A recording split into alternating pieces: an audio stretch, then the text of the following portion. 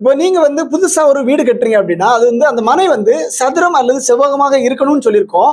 இப்போ சதுரமாகவும் இல்ல, செவ்வகமாகவும் இல்ல. அப்ப எப்படி இருக்கு அப்படின்னா, அது ஒரு முக்கோண டைப்ல இருக்குன்னு வச்சுக்கோங்களேன். முக்கோண டைப்ல இருக்குது அப்படின்னா, அப்ப என்ன பண்ணணும் அப்படின்னா, வாஸ்து நிபுணரின் துணையுடன் அந்த ஒரு காம்பஸ் வச்சு, நீங்க வந்து அந்த நார்த் திசை எது அப்படின்னு சொல்லி கரெக்ட்டா கண்டுபிடிச்சு, அதிலிருந்து நூல் நூல் போட்டு, நீங்க வந்து அந்த மனைய வந்து சதுரமாகவோ அல்லது செவ்வகமாகவோ நீங்க வந்து அத சரி பண்ணி, நீங்க வந்து அந்த இதர பகுதிகள வந்து நீங்க வந்து கட் பண்ணி விட்டுறணும். அத அந்த பகுதிய நீங்க மறந்துறணும். சரியா? அப்போ வந்து சதுரமாக இருக்கணும் அல்லது செவ்வகமாக இருக்கணும் அப்படிங்கிறது தான் விதி. அப்போ இதுல வந்து எந்த ஒரு மூலையும் கட் ஆகக்கூடாது அப்படிங்கிறதுல நீங்க வந்து ரொம்ப உறுதியா இருந்துக்கோங்க. அதே மாதிரி அந்த மனையில வந்து நீங்க வந்து வீடு கட்டுறீங்கன்னு வச்சுக்கோங்களேன். அதுல வந்து கிழக்கு பகுதியும், வடக்கு பகுதியும் அதிகமா காலி இடம் விடணும். மேற்கு பகுதியை விட கிழக்கு அதிகமா காலி இடம் விடணும்.